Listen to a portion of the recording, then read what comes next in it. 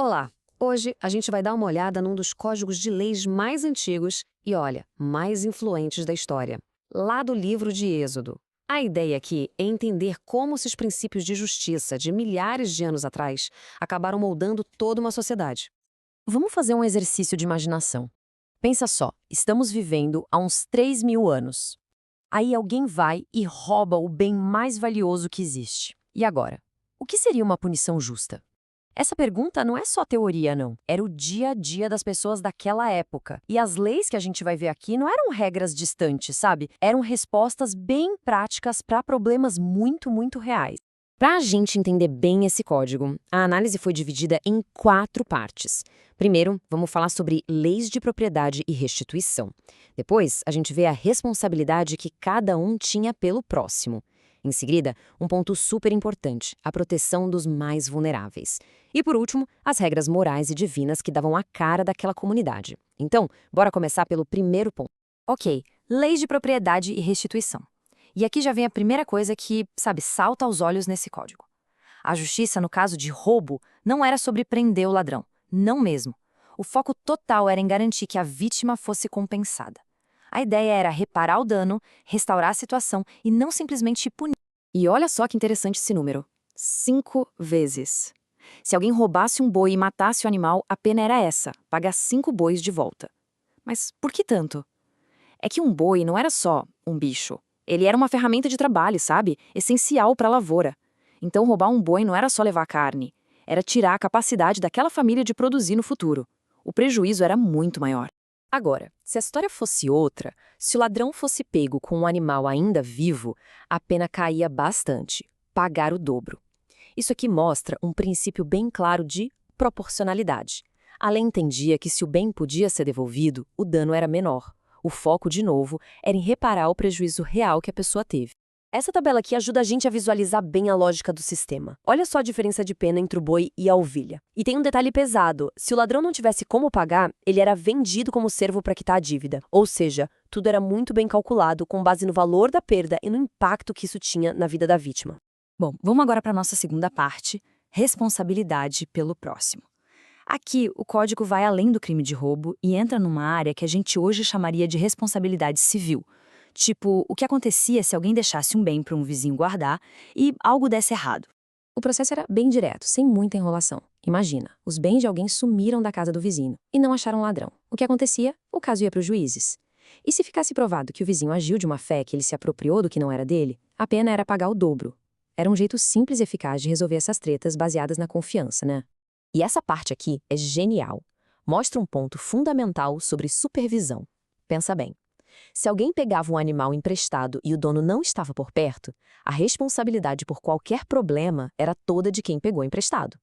Agora, se o dono estivesse presente quando o animal se machucou ou morreu, aí a pessoa não precisava pagar. Por quê? Porque se entendia que o próprio dono compartilhava a responsabilidade. É uma lei com uma sutileza incrível, né?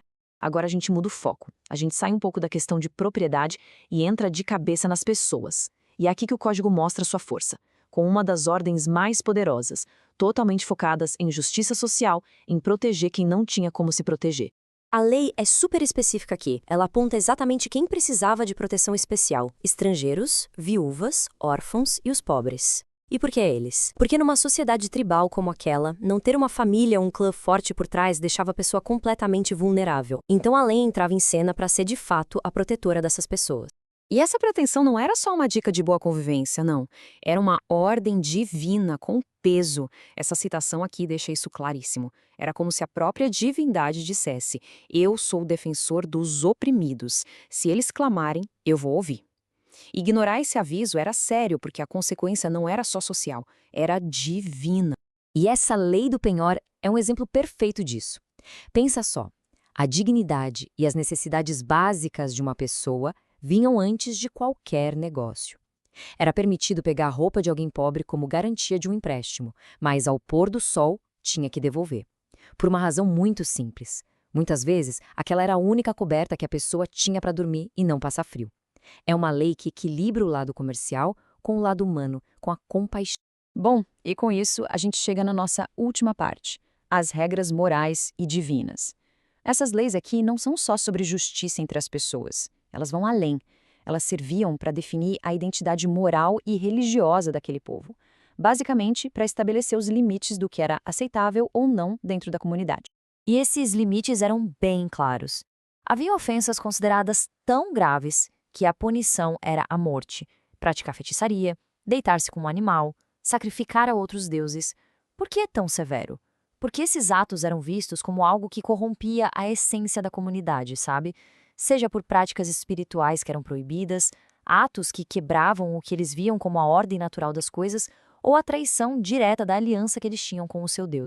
Mas não era só sobre proibições, sobre o que não fazer. Também existiam deveres, coisas que as pessoas tinham que fazer. Como, por exemplo, não amaldiçoar a Deus nem os governantes, oferecer os primeiros frutos das colheitas e manter uma identidade de povo santo, o que incluía até regras sobre o que comer. Tudo isso junto ajudava a fortalecer a união do grupo, tanto social quanto religioso. E chegando ao fim dessa nossa análise, fica bem claro que um código de 3.000 anos atrás ainda tem muito o que dizer pra gente. Essa ideia de que a justiça deve focar em reparar a vítima e não só em punir quem errou, e essa preocupação imensa em proteger os mais vulneráveis, são conceitos que até hoje desafiam os nossos sistemas de lei, a nossa sociedade. Então a pergunta que fica no ar é essa: de que formas esses princípios tão antigos ainda ecoam no nosso mundo de hoje?